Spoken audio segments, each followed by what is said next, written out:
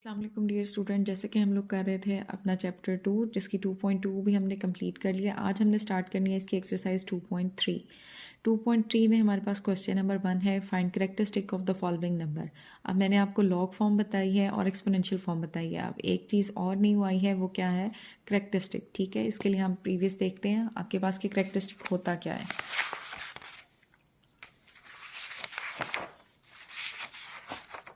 जी, आपके पास है topic common logarithm. Common logarithm कौन सा होता है? कॉमन लॉगरिथम हमारे पास वो होता है जिसकी बेस आपके पास क्या होती है? 10। ठीक है, इसे हम कहते हैं कॉमन लॉगरिथम। ठीक है, देखिए अब आपके पास log 10 लिखा हुआ है, log 100 लिखा हुआ है। अच्छा, और बेस 10 आपके पास वो कॉमन लॉगरिथम कंसीडर होता है और हम हर एक्सप्रेशन में उसको बेस को 10 मेंशन नहीं करते। अगर आपके पास कोई बेस नहीं मेंशन, जैसे log 10 मेंशन किया हुआ है, पीछे हमने प्रीवियस क्वेश्चंस में देखा था कि इधर नीचे आपकी बेस मेंशन होती है, यहाँ जैसे जहाँ 10 लिखा हुआ है यहाँ वो नंबर होता है और राइट साइड पे उसका आंसर होता है उसके लॉग का। ठीक है, अगर यहाँ आपके पास लॉग के साथ नीचे कुछ नहीं मेंशन तो इट मीन इसकी बेस 10 है, और अगर बेस 10 है तो इट मीन ये कॉमन लॉगरिथम है। ठीक है, ये अंडरस्टूड है। एक होता है कॉमन लॉगरिथम और एक होता है नेचुरल लॉगरिथम। जो आपका कॉमन लॉगरिथम होता है उसकी बेस 10 होती है और जो नेचुरल लॉगरिथम होता है उसकी बेस एक्सपोनेंशियल होती है। अब इस लेवल पे हम लोग नेचुरल लॉगरिथम इस्तेमाल नहीं करेंगे, हम लोग कॉमन लॉगरिथम ही इस्तेमाल करेंगे। इसलिए मैं आपको बता रही हूँ कि अंडरस्टूड है कि अगर किसी एक्सप्रेशन के साथ, किसी भी लॉग वाले एक्सप्रेशन के साथ नीचे बेस नहीं दी हुई तो इट मीन उसकी बेस 10 होगी। ठीक है, अब ये हमारे पास कुछ एक्सप्रेशंस दिए हुए हैं। अब हमारे पास आ जाता है characteristic and mantissa of logarithm. मैं आपको यहाँ एक बात बता दूं कि आपके पास कैरेक्टरिस्टिक लॉगरिथम आपके पास बराबर होता है कैरेक्टरिस्टिक और मेंटीसा। ठीक है, कैरेक्टरिस्टिक हमारा आता है पॉइंट से पहले और मेंटीसा आता है पॉइंट के बाद। ठीक है, अब कैरेक्टरिस्टिक हमारे पास क्या है? The characteristic is the integral part of the logarithm. के लॉगरिथम का इंटेग्रल पार्ट हमारे पास कहलाता है characteristic. It tell us how big or small the number is, के नंबर आपका कितना बड़ा है और कितना छोटा है। देखें, rules for finding the characteristic यहाँ बहुत आपके पास डिटेल में मेंशन किया है। For a number greater than 1, जो नंबर आपके ग्रेटर देन 1 होंगे उनमें कैरेक्टरिस्टिक क्या होगा? Number of digit to the left of the decimal point. ठीक है, फॉर एग्जांपल आपको लिया हुआ log 567, इसमें आपके पास क्या है? देखिए इंटेग्रल पार्ट क्या होता है, ये मैं आपको समझा दूँ। ये जो आपके पास है 567, अब इस नंबर में अगर आप देखें तो पॉइंट कहीं नहीं लगा हुआ। ठीक है, अगर पॉइंट कहीं नहीं लगा हुआ तो इसका मतलब ये है कि पॉइंट नंबर के ख़त्म होने के बाद लगेगा। अगर पॉइंट नंबर के ख़त्म होने के बाद लगेगा तो इट मीन आपके पास ये जो पहले स्टार्ट वाले डिजिट हैं ये 3 है, तो हमारे पास क्या होगा? कैरेक्टरिस्टिक 1 कम हो जाएगा इससे। ठीक है, तो आपके पास हो जाएगा 2। मैं आपको इसकी एग्जांपल समझाती। देखिए फॉर एग्जांपल ये मैंने एक नंबर लिखा है, ठीक है, जिसका मैं आपसे कहती हूँ कि आपने फाइंड करना है लॉग। तो मैंने आपको बताया है कि लॉग आपके पास इक्वल होता है कैरेक्टरिस्टिक प्लस मेंटीसा। लिखें आप उसे, या आप ऐसे मेंशन कर लें कैरेक्टरिस्टिक पॉइंट मेंटीसा। ठीक है, कि किसी भी नंबर का लॉग हमारे पास बराबर होता है कैरेक्टरिस्टिक प्लस मेंटीसा।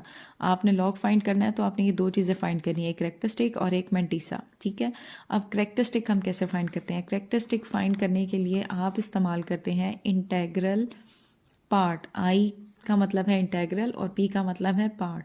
अब इंटेग्रल पार्ट होता क्या है आपके पास? अब ये वो वाला केस है कि जिसमें हमारा नंबर, मैं आपको बताऊं, नंबर आपके पास क्या है? ग्रेटर देन 1, कि जिसमें हमारा नंबर ग्रेटर देन 1 का मतलब ये है कि 1 या 1 से बड़ा है, मीन जीरोस नहीं है। ठीक है, क्योंकि ये देखें आप स्टार्ट में 3 है ना, इट मीन ये नंबर हमारा ग्रेटर देन 1 है। अब इसमें डेसिमल पॉइंट से पहले वाला जो पोर्शन होता है वो कहलाता है हमारा इंटेग्रल पार्ट। क्या मैंने बताया? डेसिमल पॉइंट से पहले वाला जो पोर्शन है वो कहलाता है आपका इंटेग्रल पार्ट। अब जब नंबर हमारा ग्रेटर देन 1 हो तो हम कैरेक्टरिस्टिक कैसे फाइंड करेंगे? आप चेक करेंगे कि आपके इंटेग्रल पार्ट में कितने डिजिट हैं। ठीक है, यहाँ मेरे इंटेग्रल पार्ट में 1 डिजिट है तो इस नंबर का आपके पास कैरेक्टरिस्टिक होगा 0। जितने नंबर ऑफ डिजिट होंगे कैरेक्टरिस्टिक 1 उससे कम हो जाएगा। तो यहाँ मेरे इंटेग्रल पार्ट में 1 डिजिट है तो कैरेक्टरिस्टिक 0। अब मैं एक और आपको एग्जांपल देती हूँ, यही हम ले लेते हैं, बस हम पॉइंट की प्लेस चेंज कर देते हैं। ठीक है, पॉइंट की प्लेस चेंज करने से होगा क्या कि हमारा कैरेक्टरिस्टिक चेंज हो जाएगा। ठीक है, अब आप देखें कि आपके इंटेग्रल पार्ट में कितने डिजिट हैं? मीन पॉइंट से पहले कितने डिजिट हैं? 2। तो अब यहाँ कैरेक्टरिस्टिक हमारा हो जाएगा 1। 2 डिजिट हैं, 1 कम कर दूंगी 1।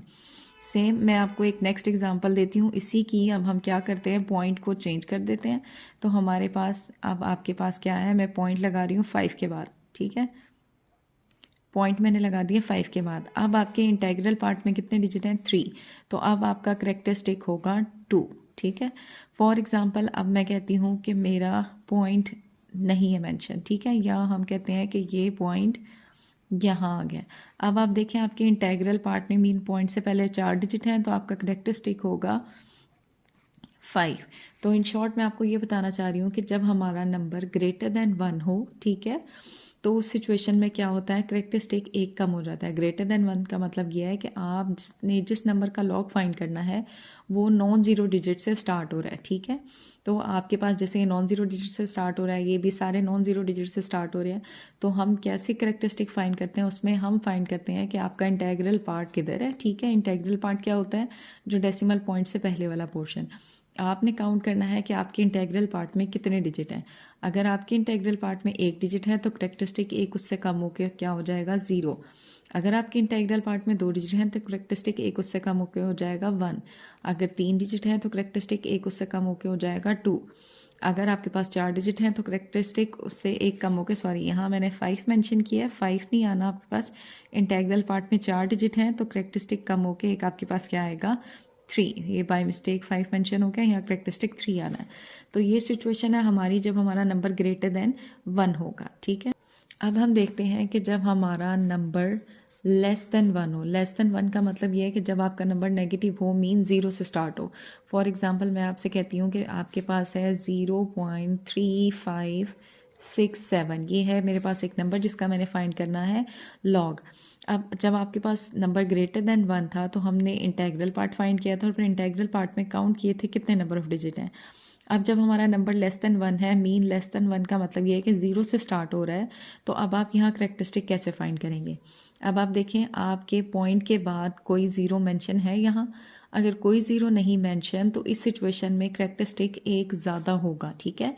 हमने नंबर ग्रेटर देन 1 में क्या सिचुएशन देखी थी कि जितने नंबर ऑफ डिजिट हैं करेक्टरिस्टिक 1 उससे कम हो रहा था। अब जब लेस देन वाली सिचुएशन आ गई है तो उसमें अगर आपके पॉइंट के बाद कोई ज़ीरो नहीं है तो करेक्टरिस्टिक आपके पास क्या होगा? 1 ज़्यादा हो जाएगा। तो हमारे पास आ जाएगा 1 बार, जिसे हम लिखते हैं -1, या हम उसे मेंशन करते हैं कि 1 बार, ठीक है। ये माइनस हम उसकी पावर में भी ले जा सकते हैं। अब सेम हम देखते हैं सेकंड सिचुएशन कि अब मेरे पास है लॉग 0 पॉइंट, ठीक है, ये हमने लिखा है 0 पॉइंट, आपके पास है 0.3567। मैंने बस एक ज़ीरो यहाँ पे ऐड कर दिया, एक्सप्रेशन वही वाला ले रही हूँ। अब आप देखें पॉइंट के बाद आपके पास एक ज़ीरो है, ठीक है। तो मैंने आपको क्या कहा था, नेगेटिव सिचुएशन में करेक्टरिस्टिक आपके पास जितने नंबर ऑफ डिजिट दिए हुए हैं वो उससे 1 ज़्यादा हो जाता है। अब पॉइंट के बाद 1 ज़ीरो है तो करेक्टरिस्टिक आपके पास क्या हो जाएगा? 2 बार, ठीक है। अच्छा सेम अब हम लेते हैं नेक्स्ट लॉग 0.00357, ठीक है। अब आप देखें पॉइंट के बाद 2 ज़ीरो तो करेक्टरिस्टिक 1 ज़्यादा होके आपके पास हो जाएगा = 3 बार। एज इट इज़ आप चलते रहेंगे, बस जस्ट डिफरेंस ये है लेस देन 1 वाली सिचुएशन में कि आपके पास पॉइंट के बाद अगर 1 ज़ीरो है तो करेक्टरिस्टिक डबल हो जाएगा, मीन पॉइंट के बाद जितने ज़ीरो हैं वहाँ। अच्छा अब आपने ज़ीरो कहाँ तक काउंट करने हैं? फॉर एग्जांपल एक मेरे पास ये केस आ गया है 0.03057, ये है एक सिचुएशन। अब आपने इसमें दोनों में डिफरेंस देख लें। डिफरेंस क्या है कि यहाँ मेरे पास है 0.3567, आपने पॉइंट के बाद काउंट करने हैं कितने आपके पास ज़ीरोज़ हैं, ठीक है। यहाँ मेरे पास कोई ज़ीरो नहीं था तो करेक्टरिस्टिक 1 बार है, ठीक है। अब आपने पॉइंट के बाद कहाँ तक ज़ीरो काउंट करने हैं ये आपको पता होना चाहिए। अब देखें यहाँ पॉइंट के बाद सिर्फ एक ज़ीरो है, उससे आगे नॉन ज़ीरो डिजिट स्टार्ट हो गया और फिर अगेन ज़ीरो आ रहा है। तो मैं इस ज़ीरो को काउंट नहीं करूँगी, हमने ज़ीरो वहाँ तक काउंट करने हैं जहाँ मेरा पहला नॉन ज़ीरो डिजिट ना आ जाए, ठीक है। तो यहाँ मेरा पहला नॉन ज़ीरो डिजिट आ गया तो फिर मैं सेंटर वाले ज़ीरो को काउंट नहीं करूँगी। इसका करेक्टरिस्टिक मेरे पास हो जाएगा 2 बार, ठीक है।